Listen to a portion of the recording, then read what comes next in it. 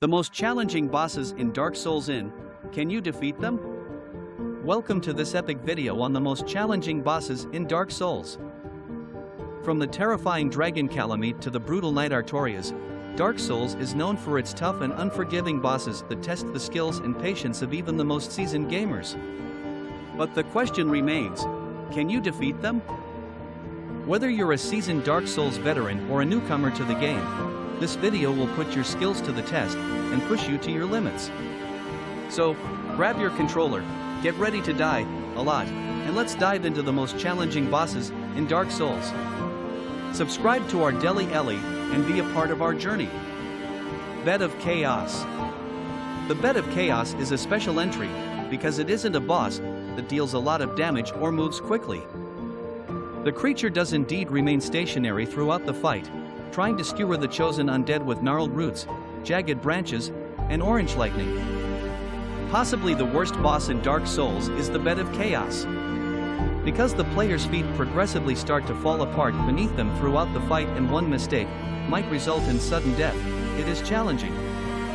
The player will lose all of their fought-for souls, and even the closest bonfire is far away, necessitating time-consuming retracing to try the fight again. This boss in Dark Souls is unlike any other in terms of difficulty due to the combination of spatial awareness, stamina management, and even traditional platformer skills.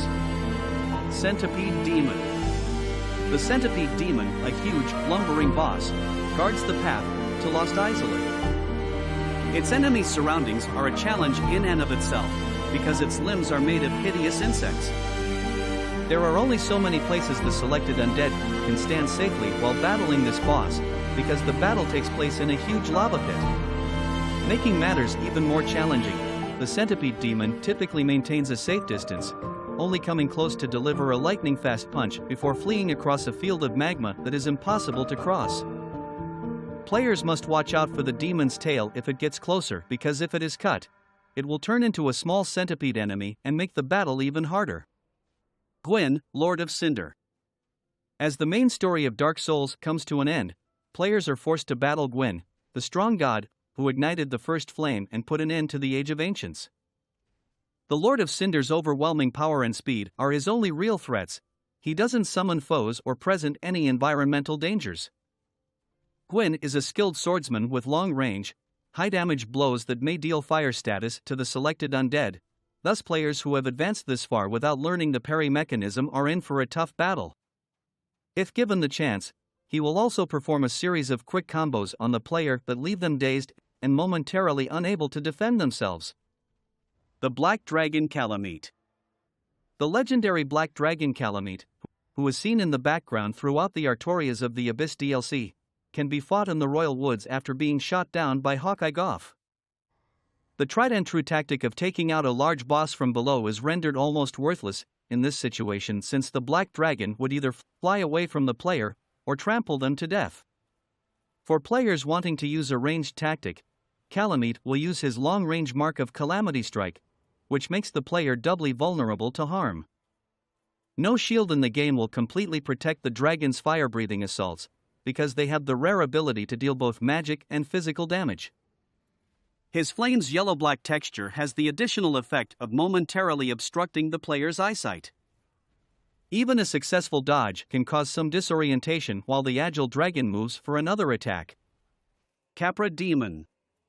The Capra Demon is an optional boss, and the setting, adversary speed, and existence of more enemies all present challenges. The fact that there isn't much room to maneuver during this battle may be its most challenging aspect. The boss arena in Lower Undead Burg is no bigger than any of the other tiny cloisters there, and it's also half occupied by an intrusive flight of steps. No matter where the player is in the room, the Capra Devil may bridge the distance with him in only a few strides, because of its speed and size. Moreover, the player is attacked not just by the demon with dual weapons, but also by two undead dogs as soon as they approach the boss area. This makes the cramped space feel smaller and forces the difficult boss to pay attention to every action. Gravelord Nito. Those who wish to engage in a bloody struggle with Nito the Lord of Death, for his soul must do it deep within the catacombs. The Gravelord's most potent assault, Deathwave, fills the player's toxin meter when it is blocked, making it one of the encounter's most difficult aspects. Just 2 strikes from him will also poison the player. Also, to surround and divert the player, he will call forth an army of charging skeletons. To counteract the harmful effects of the Gravelord, tread carefully and make sure you have plenty of remedies or blooming purple moss clumps on hand. Unusual Dark Souls character builds such as DX Pyro might have a higher chance of defeating the fire-vulnerable Nito, but all undead should be ready for a bloody battle. The 4 Kings.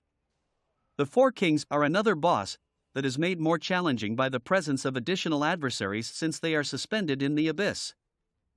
However, in this instance, the boss itself replicates every 40 seconds or so. Area of effect and melee strikes from the 4 Kings aren't very outstanding by From Software's standards on their own. Yet once 2 or 3 of these ghostly emperors begin slicing and hacking at the selected undead, it becomes very hard for the player to win the conflict. Because they have the highest health out of all the bosses in the Dark Souls game, the 4 Kings make things even more challenging. Knight Artorias. The Artorias boss battle, which is exclusive to the Artorias of the Abyss DLC and features the game's most intense fighting and is steeped in Dark Souls lore, immediately won over fans. Fighting the Knight Artorias resembles squaring off against a human foe who is an expert at every Dark Souls combat technique in many aspects. It is nearly impossible to predict or defend against his maneuvers because of the variety and subtlety of his strikes, which seem to come in an unending supply. Artorias is undoubtedly one of the game's most difficult bosses because, like the player, he uses buffs to increase his attacks throughout the game. Dragonslayer Ornstein and Executioner Smuff. The player will encounter Dragonslayer Ornstein and Executioner Smuff as they wait for them high in the towers of Aner Londo. The long-ranged halberd and hammer strikes of this pair are unrelenting, and a single blow from either weapon can easily end the life of an unsuspecting player. In addition, despite their bulk, Ornstein and Smuff are surprisingly quick, allowing them to easily leap across the arena and strike opponents. Smuff's power increases dramatically for the final portion of the battle if the player defeats Ornstein, and vice versa. To accomplish this, it is advised that you reduce both bosses' health before attempting to kill them. Ornstein or Smuff's set, 2 of Dark Souls' top-rated sets of armor, are given to winners as a reward. Manus, Father of the Abyss. Manus, the last boss in the DLC for Artorias of the Abyss, has earned a reputation as one of the hardest enemies ever created for a video game. Manus never stops attacking, and he moves much faster than his enormous frame might suggest.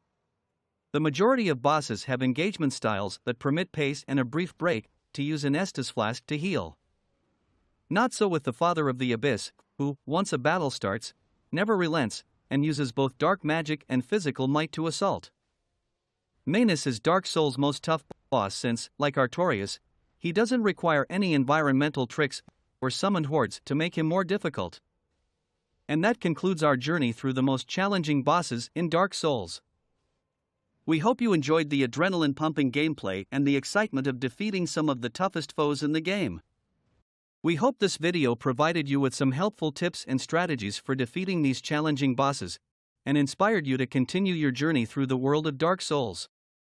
Thank you for watching, and don't forget to subscribe to our channel for more exciting content on gaming, entertainment, and more. Until next time, stay safe and happy gaming!